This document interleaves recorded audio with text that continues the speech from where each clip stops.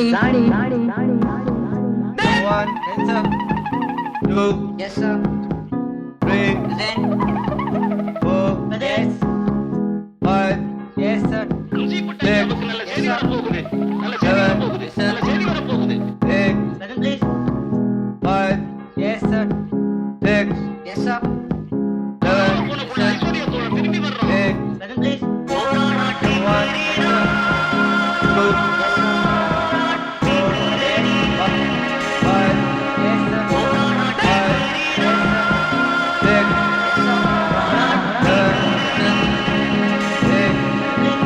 7, 8, আমার বয়স 20 বছর বয়স নিয়েও হেঁটে চলেছি 1000 বছর ধরে। দারুণ মালিন্য আর মৃত্যুর ভিড় ঠেলে আমি পায়ে পায়ে চলেছি 1000 বছর ধরে। 1000 বছর ধরে দেখছি ইতিহাস, দারিদ্র্যের ইতিহাস, বঞ্চনার ইতিহাস, শোষণের ইতিহাস।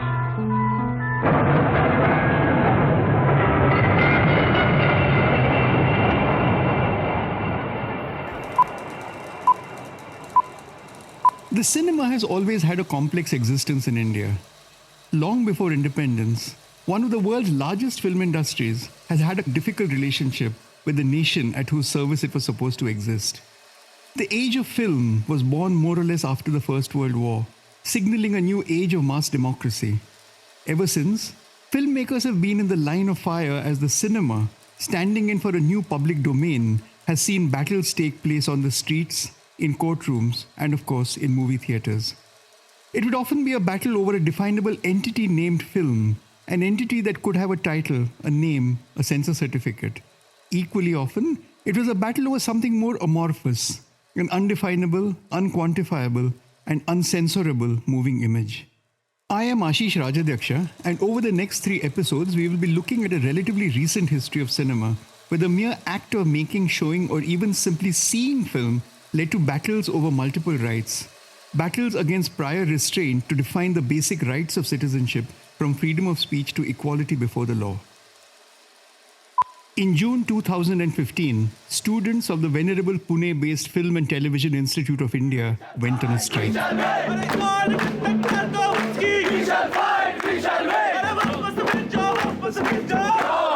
The strike had a specific reason. They were protesting the nomination of individuals to its governing council, whose only qualification to govern India's premier film school appeared to be of a purely political nature. Their strike lasted 139 days and had several difficult, painful, often dramatic, sometimes deadly, and always complex negotiations with an intransigent state apparatus, violence, police intimidation, and legal harassment. Over the past 10 days, students of India's oldest institute for film and television studies are on strike. They are protesting the appointment of television actor and BJP worker Gajendra Chauhan as the president of FTI's governing council and chairman of FTI Society. Behind the posters and graffiti painted on the walls of the campus is a sense of disappointment and anger. The students say the appointment is part of a series of steps to change the identity and very ethos of FTI. What that strike did was to pose a specific question. It was a classic ontological question: what is cinema, now presented in India? The strike was about film by filmmakers, and it raised yet again several questions that have been central to cinema in India since at least late colonialism, renewed after independence, after economic globalization, and now once again renewed in a new political era. Watching men! We shall fight! We shall win! Gandhi, Nehru, Bhagat Singh! We shall fight! We shall win! Some years earlier, students on the campus had adapted a famous slogan originally produced by the Vietnam Solidarity Campaign in England following the Tet Offensive in 1968 into its specifically cinematic variation: Eisenstein, Pudovkin, we shall fight, we shall win. Eisenstein, Pudovkin! We shall fight! We shall win! Sergei Mikhailovich Eisenstein and Severlov Pudovkin, iconic Soviet filmmakers and theorists, an essential film school study for anyone wanting to become filmmakers, these names now took to Indian streets. They were soon joined by specifically Indian names, Ritwik Ghatak and John Abraham, to make for the slightly unrhymed but nevertheless effective line, John-Ghatak-Tarkovsky, we shall fight, we shall win. We shall fight, we shall win. Johan ko वापस भेजो. Johan को वापस भेजो.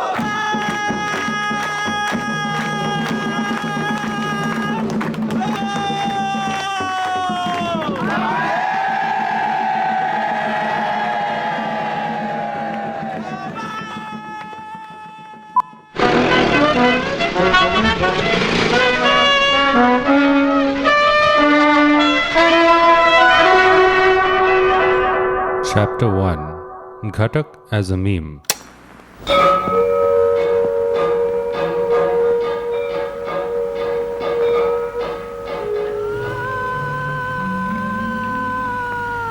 আমি confused, হয়তো আমরা সবাই confused, আটারলি confused. আমরা সবাই দিশেহারা হয়ে হাতড়ে হাতড়ে হাতড়ে হাতড়ে বেড়াচ্ছি। That was Ritwik Ghatak speaking in his last film Juktitako or Gappo, loosely translated as Reason, Debate and a Story. He quotes, not for the first time in a cinema, a favorite passage from William Butler Yeats' poem of 1909, The Galway Races. It is 1972, and he is acting and directing a film that he may well have known would be his last, that it would be the end of something. Somewhere, at some new moon, we shall learn that sleeping is not death. Hearing the whole earth change its tune. He would die a year after he made this film. More importantly, Juktitako or Gappo was made at a critical political moment in India, and particularly in his native Bengal. The liberation of Bangladesh had just taken place, and Calcutta itself was riven with political violence. He cast himself in the role of the spent, drunken intellectual Neelkantha, roaming through Calcutta and the Bengal countryside before he is killed in a kind of metaphorical crossfire between radical students and the police. Ghatak would have seen this as something of a testament work about politics and life.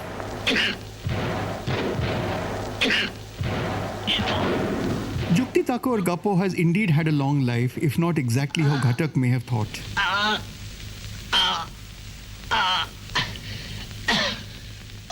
It produced several iconic moments, among them that of the falling figure of Neelkantha, a lonesome and spent man who nevertheless contains multitudes, dying with the line, I burn, the universe burns.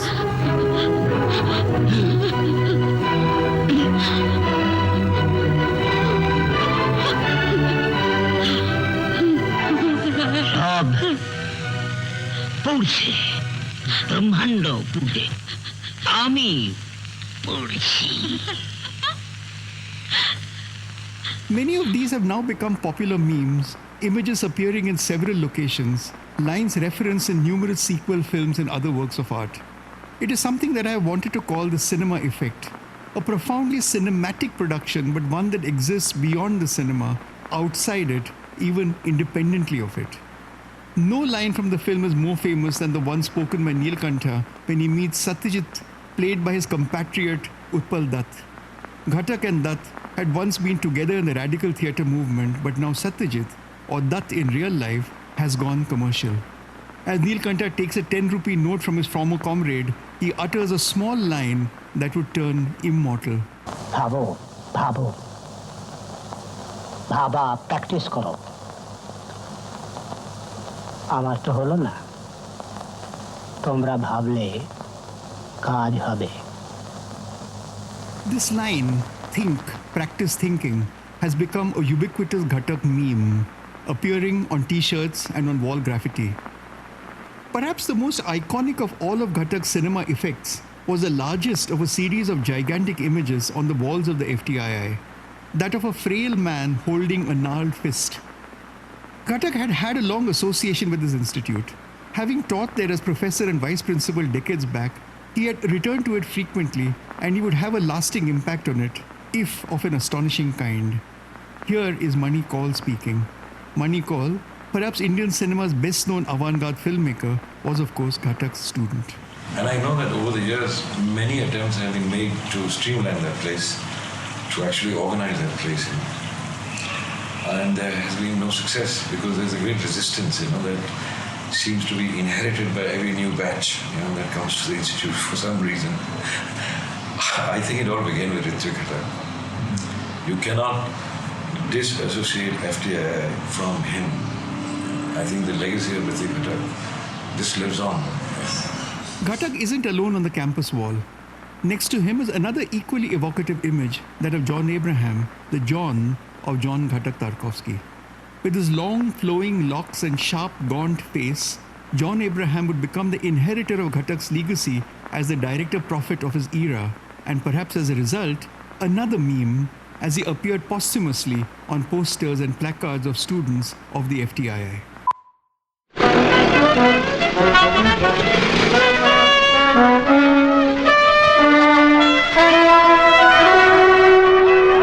Chapter 2 Ghatak, John, Kamal Swaroop.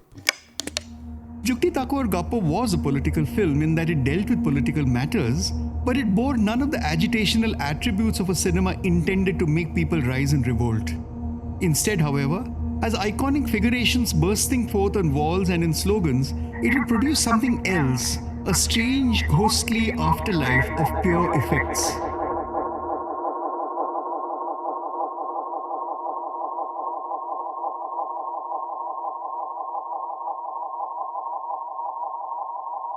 Such a legacy of cinema effects evokes at least two rather distinct histories of the cinema here. One is the film itself, or rather, the afterlife of what was once film but is now a digital medium, no longer possessing a beginning and an end, but a series of autonomous symbolic productions, apparently produced by the film but now independent of it, surviving in diverse media all around us. And second is the afterlife of the filmmaker, him or herself, a kind of memory. This is hindsight.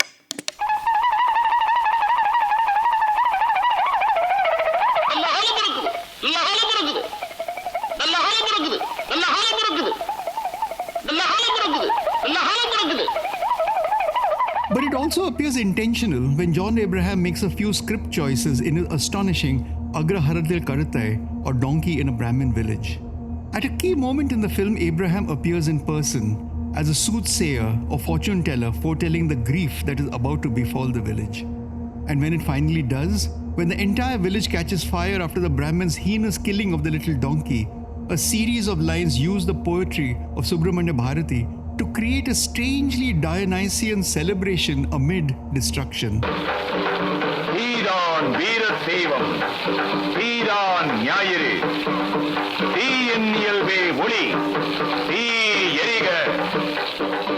Fire is the god of heroism, fire is the flaming sun. Fire is the essence of light. May it burn, we feed it with flesh, we feed it with blood.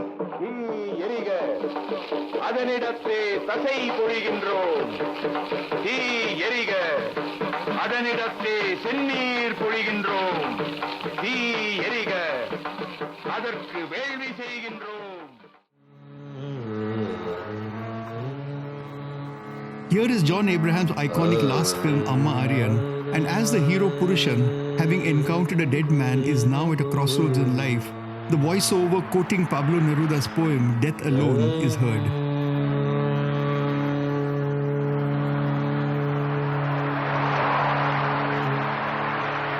I do not know. I am ignorant. I hardly see. But it seems to me that its song has the color of wet violets. Violets well used to the earth. Since the face of death is green, and the gaze of death green, with the etched moisture of a violet's leaf, and its grave color of exasperated winter. But death goes about the earth also, riding a broom, lapping the ground in search of the dead. Death is in the broom. It is the tongue of death looking for the dead. The needle of death looking for thread.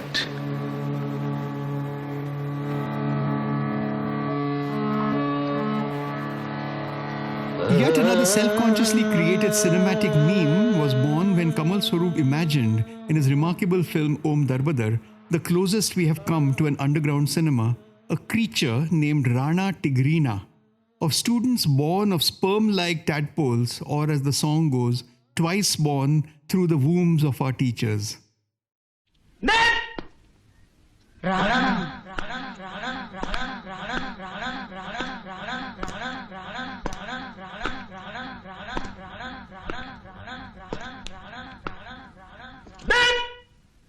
Rani.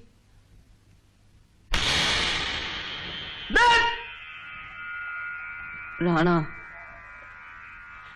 Rana Tigrina. किल्लत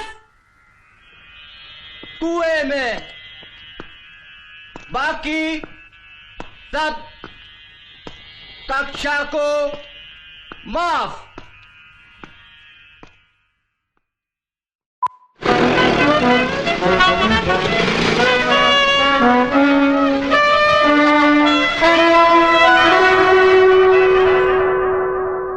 Chapter 3. The cinema spills out into the streets. At the FTII, this was also to do with the free access to the cinema that was somehow beyond what we might call the regulated or censorable aspect of film. Such access, as Saeed Akhtar Mirza says, included access to avant-garde cinematic practices worldwide. Let's stop and say a man like Godard, or Ozu, Fellini, Ray, Ghatak, Tarkovsky, Bresson. The list is endless. Ozu. List is endless of films of participating and watching and seeing. But most importantly, to realize that you're coming from another world. You're coming from another world and suddenly went to the world of cinema. And suddenly you see the way other people are viewing a world in which you live. And as a young person, you're hooked. You're on a trip. In September 1970, 5 years before the emergency and a year before Indira Gandhi would become Prime Minister, filmmaker and author Khwaja Ahmad Abbas took the censor board to court. He challenged them on a lot of things, one of which was a singling out of the cinema for special treatment that no other art form quite faced. Treatment that called for prior restraint in the form of pre-censoring films for fear of the possible future impact they could have on a gullible public.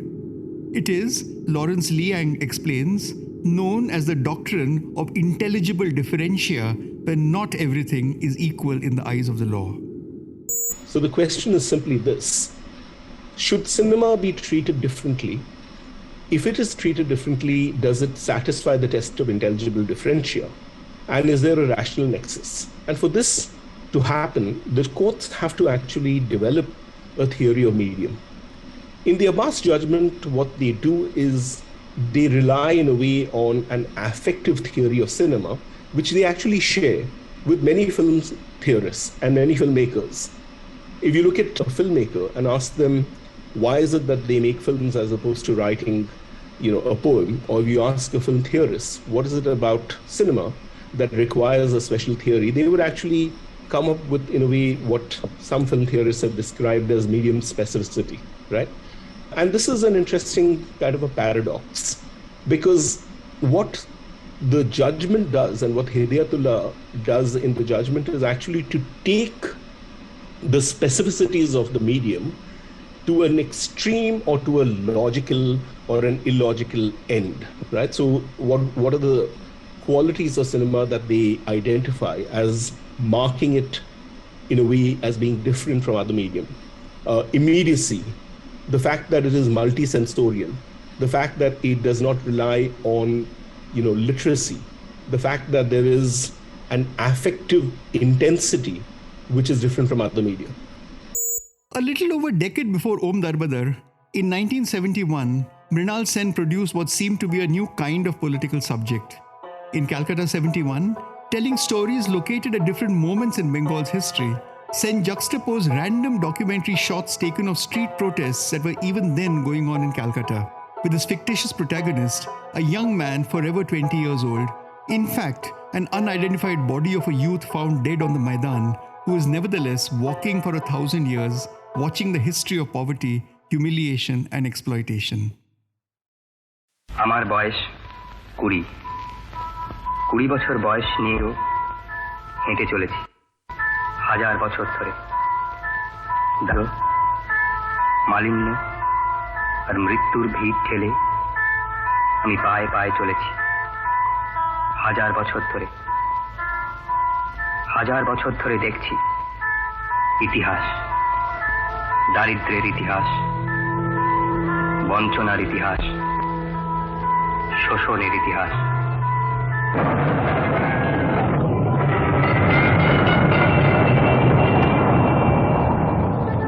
Sen is of course directly political in a way that Kamal Swaroop is not. And yet, as we move our story into the early 2000s, it may well have been Kamal Swaroop bearing in some ways the legacy of Ghatak and Abraham, who would have more to say about the political moment. Here is Kamal Swaroop speaking in a student film made in 2011 at the FTII.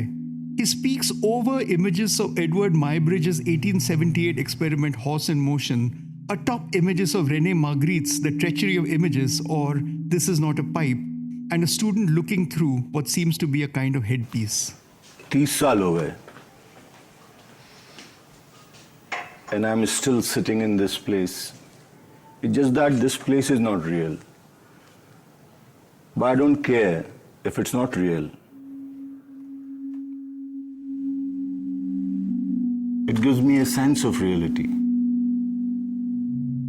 As Ghatak and John Abraham joined Eisenstein, Pudovkin and Tarkovsky as slogans on the street, they were omnipresent figures seeping through the history of the campus, seeping into the student cinema being made at the time, officially and unofficially. These visible images on placards and on walls went alongside an entire body of cinema, the very cinema that was in the 1970s seen as the art house going underground. This was the cinema shared on low-resolution streaming platforms, viewed on diverse screens and venues, formal and more often utterly informal. It was as though the cinema itself had spilled out onto the streets, and it directly invoked some of the earliest paranoias of the negative impact of unregulated access to film.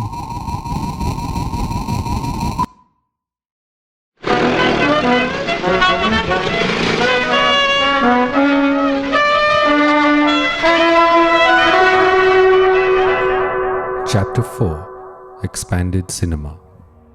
As early as in 1997, when students of the film school had gone on strike, at that time the issue was around the syllabus and the possible demoting of the film direction program beneath technical courses in editing, sound and camera. Another film was made. This was a film called Kavita Gherao, made out of footage shot by British filmmaker Benjamin Friedman, then an exchange student from Central St. Martin's, who collaborated with the artist and media practitioner Shaina Anand and filmmaker Ashish Avikuntak to make what they called a poem blockade. Something called the Bombay Film Republic is acknowledged, as is the People's Film Department. The film is named after a student named Kavita Pai, and it features a gherao of the then director, the noted Marathi theatre actor just then making a name for himself as a Hindi screen bad guy in films like Trimurti.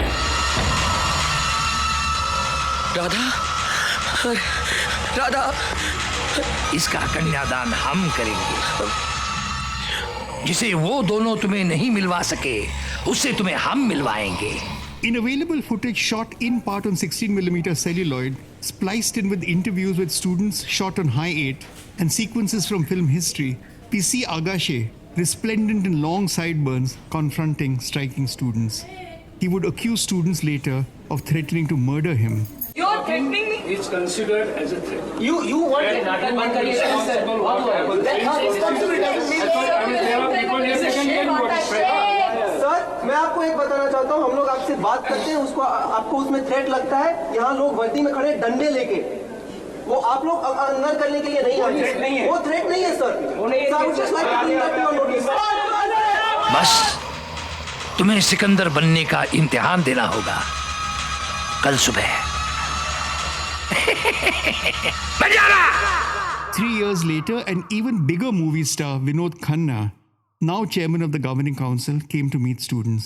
बेटे, पहले चाकू खोलना सीखो, बाद में चलाने की कोशिश करना।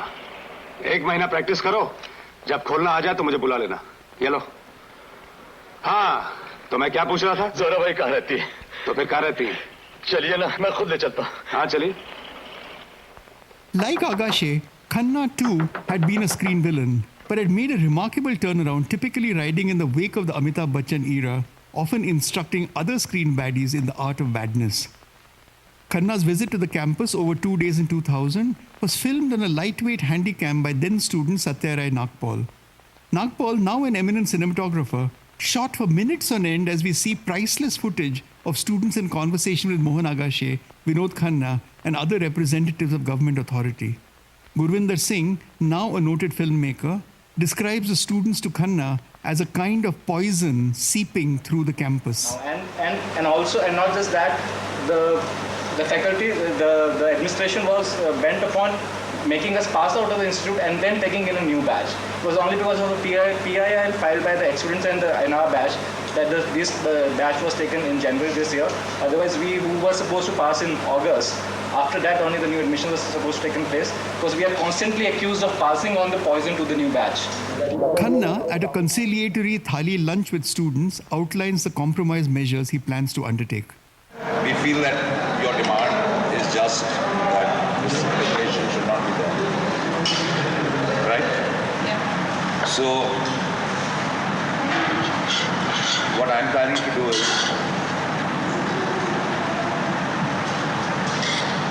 that we are going to almost definitely see that all 64 of you go to the next and the next. Right?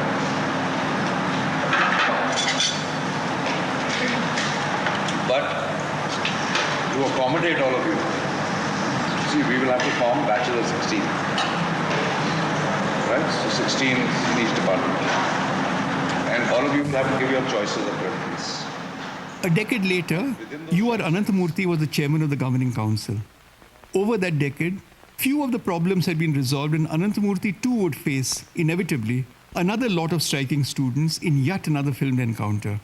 Here, Ananthamurthy speaks to protesting students as Pratik Vats, now much acclaimed for his feature-length film Ib Ale U, asks him a question.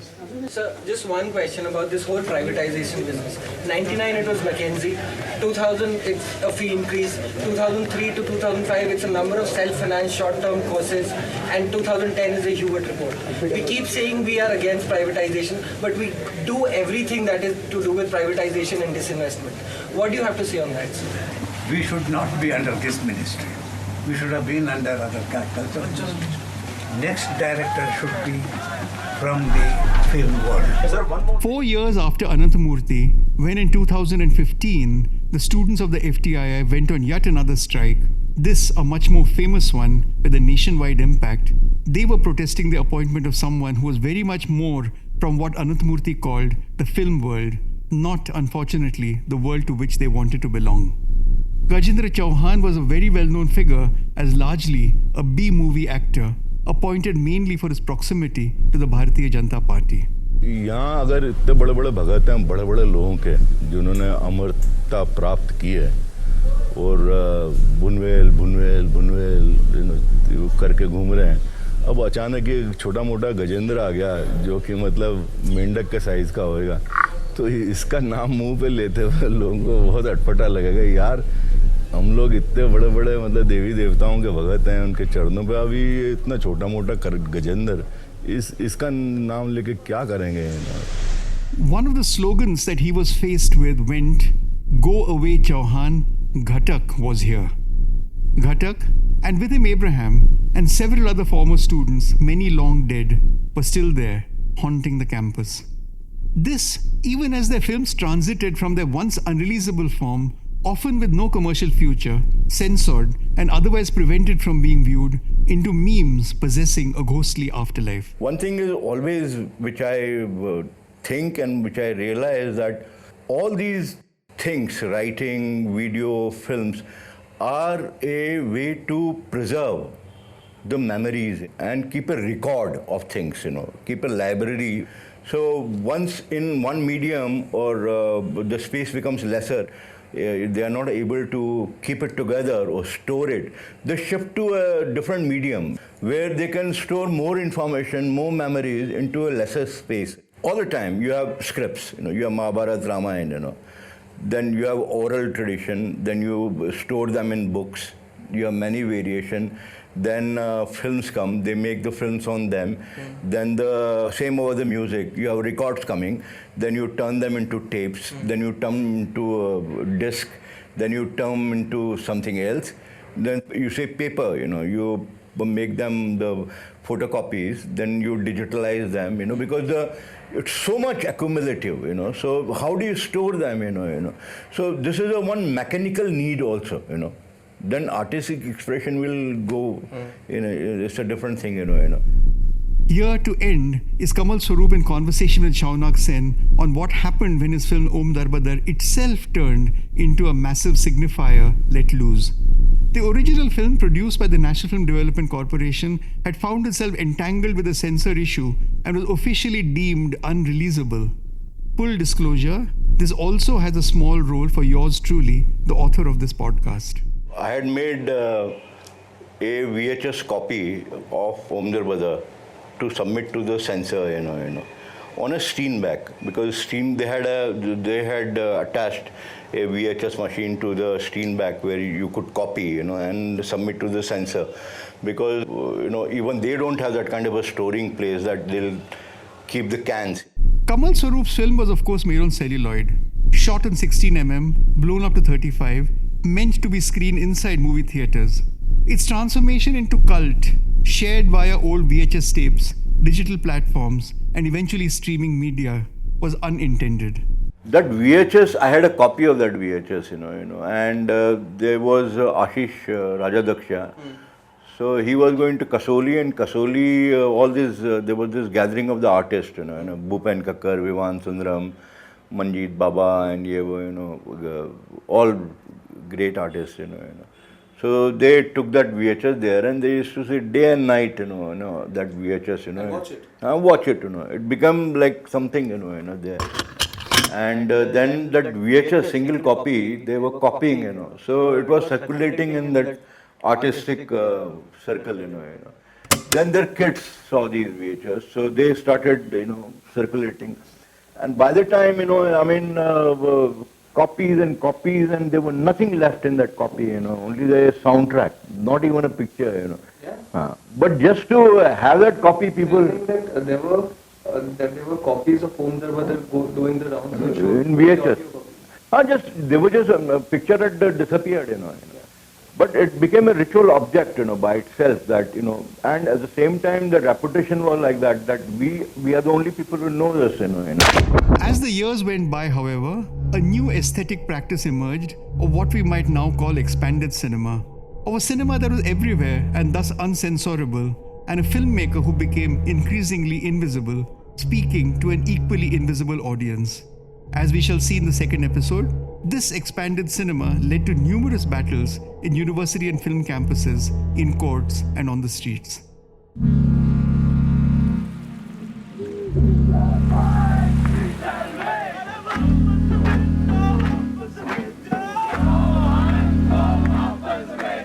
Cinema Strikes is brought to you by the Bangalore International Centre in collaboration with the Centre for the Study of Culture and Society. The podcast design, recording, supervision, and assembly is by Gaurav Krishna and Ishan Gupta.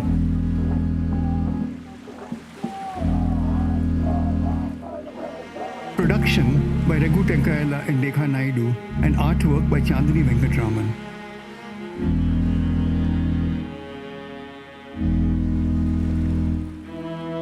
Thanks as always to V. Ravichandar and the rest of the BIC team for everything.